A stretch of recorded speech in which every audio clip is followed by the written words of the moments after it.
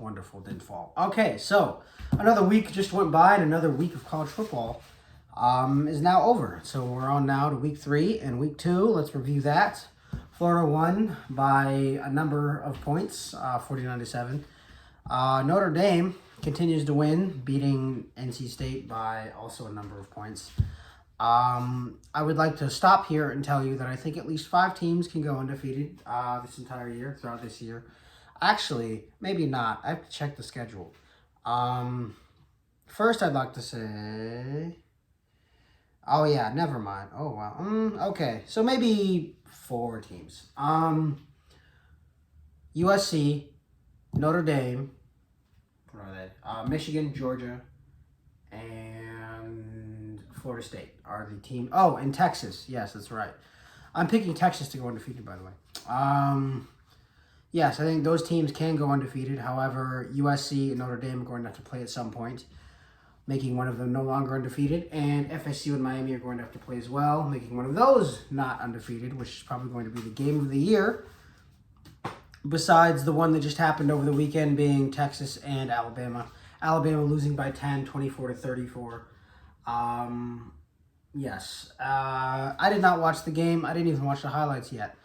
But I do know that people are saying that this is probably the best season of football that we've seen since 2007, and I would have to say probably. I did not watch the 2007 season. I watched the 2008 season, though. So, yes. Let's see. LSU won. That's not a surprise. Who else won? I had a whole... Okay, so Penn State won. Also not a surprise. Wisconsin losing to Washington State again. Not a surprise, just more disappointment, if you're probably one of those fans, because you expected something a little different. And maybe if this game was week 4, you'd probably see a win, but I think maybe it being week 2 is like a little too early to expect or to say that this team is terrible, or to say that they're just not doing well. But I checked in to see the score. I think like when the fourth quarter started and they were down like 24-3 or something. So that's not great. Michigan also won. That wasn't a game worth talking about. Tulane and Ole Miss. Ole Miss was struggling earlier in the game, and then they finally figured it out, beat them 37-20. The game that I was more interested in watching, that I didn't really get to watch, but more interested in overall, was Miami and Texas A&M. I was not sure who was going to win this game. I also didn't really expect the game to go this much in points, but they did. Miami having a punt return or kick return, I believe it was, which was pretty cool to see after the fact. Yeah, I think that team's going to do pretty well this year, and I think they're going to be undefeated until they play Florida State.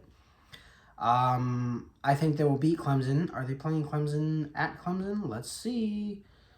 No, give me the Miami Orange, please. While this loads, I'll talk about Colorado and Nebraska. I knew Colorado was going to win the game. I knew they were going to win the game even before the season started. I think I talked about this in the last video. I picked Colorado to go undefeated. No, undefeated for the first 3 games, and then I was not entirely sure after this, but I think I talked about this in the last video as well. I think they can beat USC. I think they'll lose against Oregon, and I think the rest of their games are 50-50, assuming no one screws up horribly. So, yeah. So Miami schedule, they play at Carolina versus Clemson, and then at FSU, but their other games seem pretty winnable. Since I live next to Temple, I will try to go see them play Temple, because I think it'd be cool to see them live, especially if I don't get to see them play Florida at some point. So yeah, I think versus Clemson, I think that's a night game, and I think they win. At FSU, I think that's going to be the game of the year. It's going to be, I would equate it to when Alabama played LSU, when Alabama had Joe Burrow and Alabama had, what's that kid's name? Tua, and LSU had Joe Burrow. That's what I would equate that game to. So yeah, when it comes to everything else, UNC almost lost to App State, but that's not much of a surprise because App State is just great at everything they do for some odd reason. But somehow still in the Power 5 and not in the Power... No, somehow still in the Power 6, but not in the Power 5. How they're not in the ACC, I'm not entirely sure. But that goes to show that nobody really knows what they're doing when it comes to conference scheduling or conference realignment. Anyway, week 3 games that I'm looking forward to. That I will, man, I hate ESPN's website. It's just so filled with ads to the point where I feel like it's unusable. And I understand that they use these ads to pay for the website, but holy shit, man, figure it out. Missouri and Kansas State's one to look forward to. Georgia and South Carolina, I think, is one to also look forward to. I understand that South Carolina looked pretty bad against North Carolina. However, I think South Carolina can figure it out, and I think they can give Georgia a run for their money. As I watch Uncle Lou, and Uncle Lou seems a little bit, somewhat disappointed with Georgia's output these past few games, but who knows. Alabama's playing at South Florida. That's fucking weird. Minnesota is at North Carolina, which is something that I never thought I'd ever see because I never really dreamt of it or thought of it. So that'll be a good one. So if you're in North Carolina, you should go see that. Northwestern is at Duke, which is one that I think will have Duke be winning by 35-17, maybe 20. I don't know. Oh yeah, Iowa beat Iowa State. That's something to note because that game is always very low scoring, and it's also just one to always watch because you're just like, oh wow, actual football.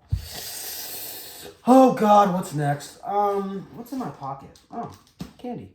Washington at Michigan State. I was going to talk about the Mel Tucker situation, but overall the whole situation's fucked and he's probably out of there.